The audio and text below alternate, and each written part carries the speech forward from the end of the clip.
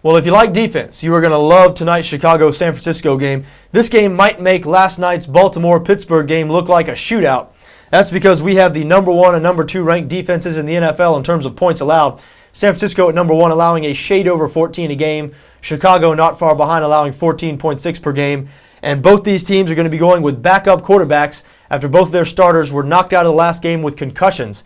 Now, we've known for a few days that Jay Cutler was not going to play for Chicago, Jason Campbell getting a start in his place.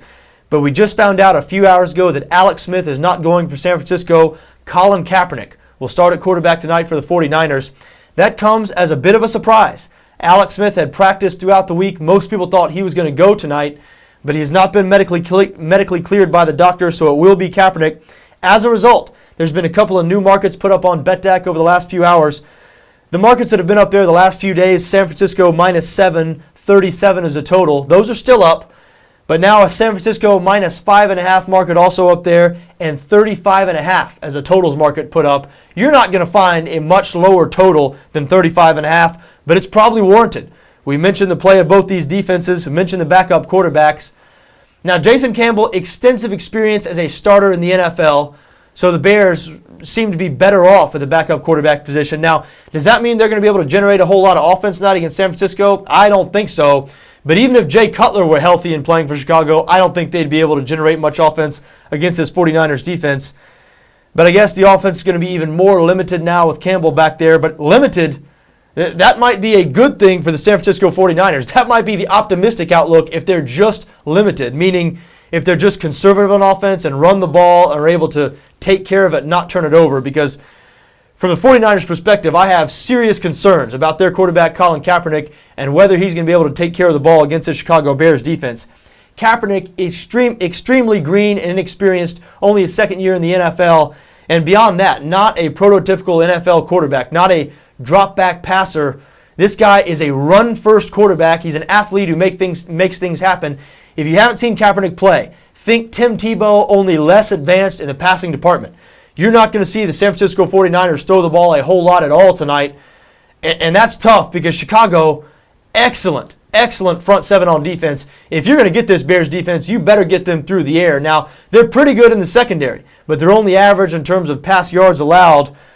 But again, San Francisco, they're not going to be able to pass the ball much at all tonight. They are number 1 in the NFL in terms of rush yards per game, but against the Chicago defense, when they have no threat of a passing game, I don't know. Even though this has been the best rushing offense in the NFL, I don't hold out a whole lot of hope for them having a whole lot of success tonight. But again, if they're able to run the ball and just take care of it, even if they don't have a whole lot of success running it, that might be their best game plan because they do not want Colin Kaepernick putting it up.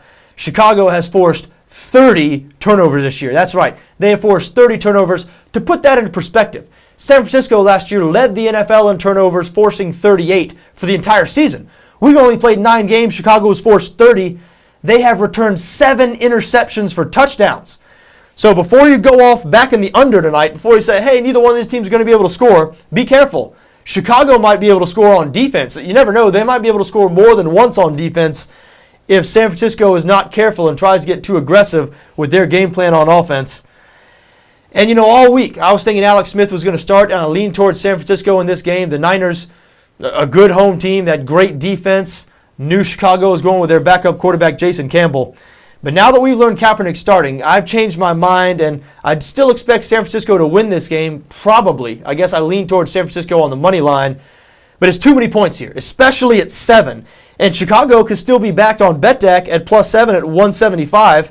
To give you an idea, 5.5 is only 186. So not much of a difference there. That 1.5 could be huge. Now, this is coming from a guy who just lost last night back in Baltimore, -3.5, and Baltimore won by 3. So I was just burned on a half point. So, of course, I look at this game and say, hey, take the 7 at 175 instead of the 5.5 at 186 if you're going to back Chicago.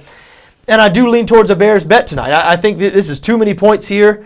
I expect an extremely low-scoring game. I don't think the 49ers with Colin Kaepernick quarterback are going to be able to move the ball at all. Now, I don't think Chicago is going to be able to move it much more.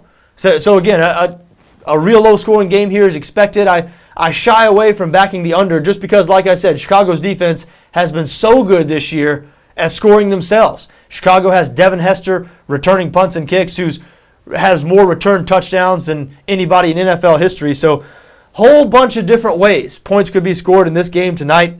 I do lean towards Chicago in the points. Do want to mention, by the way, if you haven't heard yet, BETDAQ will not be offering a live market for this game tonight. Massive renovations and improvements are going to be going on with the BETDAQ website tonight, so going to be shutting down in the middle of the night. Unfortunately, of course, this Monday night football game tonight, Tuesday morning, over there, will be going on in the middle of the night. Hey, there's some sporting event going on somewhere around the world all the time, so you've got to shut down the site for a few hours sometime to make these improvements, and that will be going on tonight. So be sure to get your bets for this game in before the game starts, because once it starts, again, there will be no in-running market for this game. And if you're going to bet on this game, I do recommend taking the point. Chicago +7 is my recommendation here. Now, I'm backing on our money line experiment. I'm backing San Francisco on the money line, so I do like San Francisco to win this game, and I'm putting my money where my mouth is there, but too many points here, in my opinion. I like Chicago +7 at 175. Best of luck to you in whatever you decide to do tonight.